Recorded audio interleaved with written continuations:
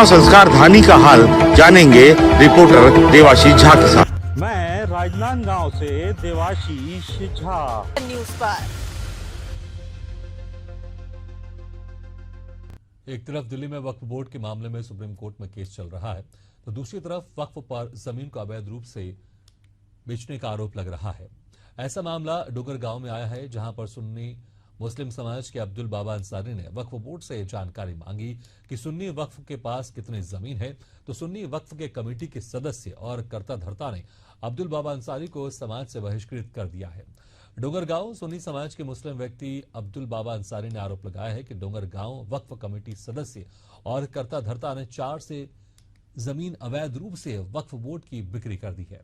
अब्दुल बाबा ने कलेक्टर से मदद मांगी और न्याय दिलाने की मांग की है, क्योंकि परिवार के पास खाने के भी पैसे नहीं हैं। मैंने अपने सुन्नी मुस्लिम जमात मस्जिद डोंगरगांव से जानकारी मांगा था कि ये 4 जमीन वक्फ की दान की जमीन को बेच चुके हैं, 5वें जमीन को बेचने जा रहे थे। तो इसलिए मैंने अपने मस्जिद में जमात में वहाँ बात रखा कि डोंगरगांव सुन्नी मुस्लिम जामा मस्जिद में कौन कौन कहाँ कितना घर खेत खाली जमीन वक्फ किया है, इसकी जानकारी मुझे लिखित में दी जाए, ताकि उससे हम क्या क्या कर सकते हैं जिससे जमात और मस्जिद को फ़ायदा हो सके। बस इतना ही पूछना था सर कि वहाँ के जो कमेटी के जो मेंबर थे, कमेटी के जो थे सदर वगैरह लोग, वो लोग इसी बात पे मेरे ऊपर पूरा गुस्सा दिखाने लग गए और मेरे ऊपर दबाव डाले और मेरे को समाज से इसी बात की वजह से मेरे समाज से बहिष्कृत कर दिए, अलग कर दिए। और उसके बाद उन्होंने कहा कि आज के बाद इसके यहाँ ना कोई सुख में जाएगा ना कोई दुख में जाएगा, और अगर ये कहीं खाना बनाने जाता है, मैं खाना बनाने का काम करता हूँ, सामाजिक खाना बनाता हूँ, अगर वहाँ ये किसी के घर खाना बनाने जाएगा तो इसके यहाँ कोई भी खाने में नहीं जाएगा, कोई जमात नहीं जाएगी, ऐसे करके मेरे ऊपर भारी दबाव डाल दिए। मैं डोंगरगांव में रहता हूँ सर, नाम अब्दुल बाबर अंसारी है। मैंने अपने सुन्नी मुस्लिम जमात मस्जिद डोंगरगांव से जानकारी मांगा था कि ये 4 जमीन वक्फ की दान की जमीन को बेच चुके हैं, 5वें जमीन को बेचने जा रहे थे। तो इसलिए मैंने अपने मस्जिद में जमात में वहाँ बात रखा कि डोंगरगांव सुन्नी मुस्लिम जामा मस्जिद में कौन कौन कहाँ कितना घर खेत खाली जमीन वक्फ किया है, इसकी जानकारी मुझे लिखित में दी जाए, ताकि उससे हम क्या क्या कर सकते हैं जिससे जमात और मस्जिद को फ़ायदा हो सके। बस इतना ही पूछना था सर कि वहाँ के जो कमेटी के जो मेंबर थे, कमेटी के जो थे सदर वगैरह लोग, वो लोग इसी बात पे मेरे ऊपर पूरा गुस्सा दिखाने लग गए और मेरे ऊपर दबाव डाले और मेरे को समाज से इसी बात की वजह से मेरे समाज से बहिष्कृत कर दिए, अलग कर दिए।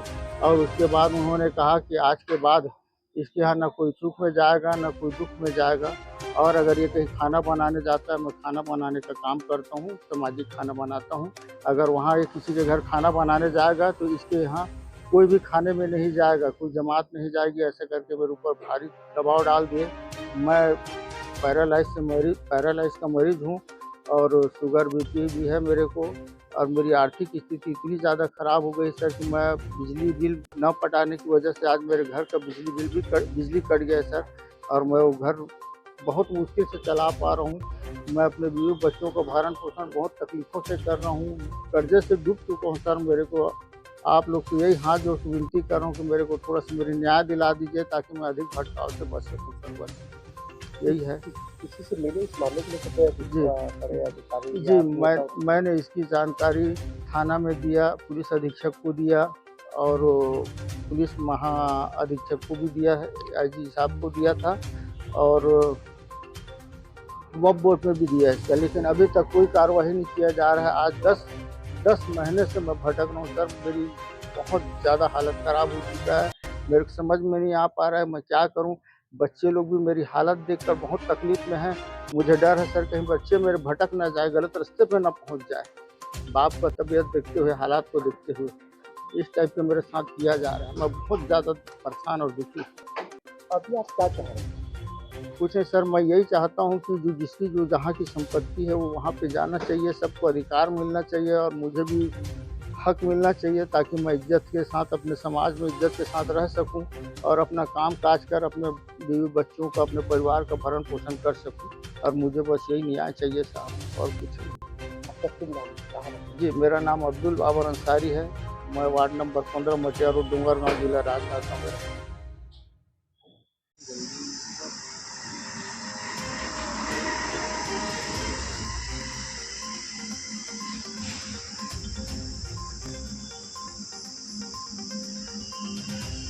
आप नहीं समझे। आप इतने मतलब थानेदार, इतने मतलब वजनदार आदमियों की बात को समझिए। जब आदमी को टेंशन, तनाव, डिप्रेशन होता है ना तो बीमारी बढ़ जाती है। इसके जब प्रताड़ित करते मैं अपने घर को बिजली भी नहीं भर पा लग करने जाके देख लीजिएगा भी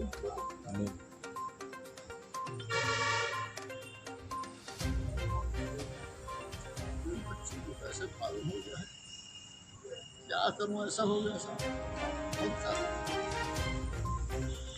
अधिकारियों के पास जाता कुछ नहीं, 10 महीने हो गए बना।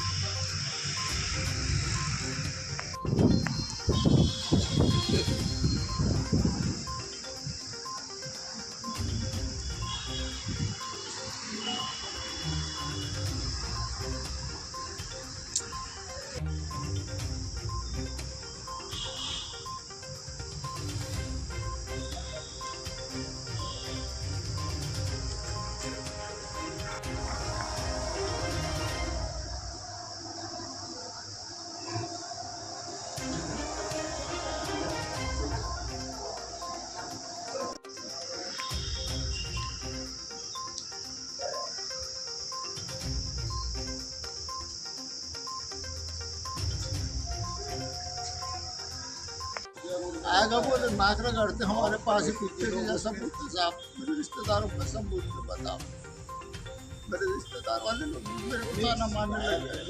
चमकाया जा रहा है, घास जमीन को बेच दिया, मस्जिद कमेटी की जमीन को, दान की जमीन को बेच दिया।